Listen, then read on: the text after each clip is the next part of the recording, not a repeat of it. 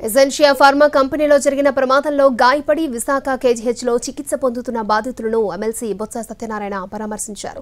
మృతుల కుటుంబాలకు తక్షణమే ₹1 కోటి నష్టపరిహారం చెల్లించాలని ప్రభుత్వాన్ని డిమాండ్ చేశారు.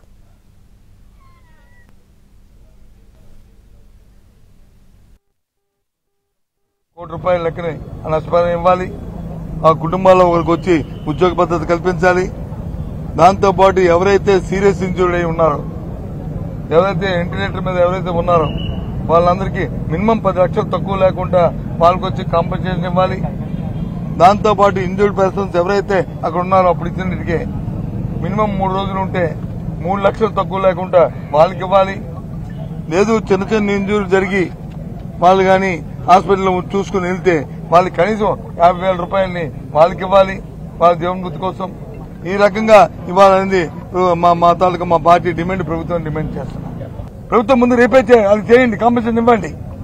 ఆ తర్వాత వాళ్ళ దగ్గర నుంచి మీరు వసూలు చేసుకుంటారో ఏం చేస్తారో ఏం పడతారో మీరు పడండి, మాకు సంబంధంలే.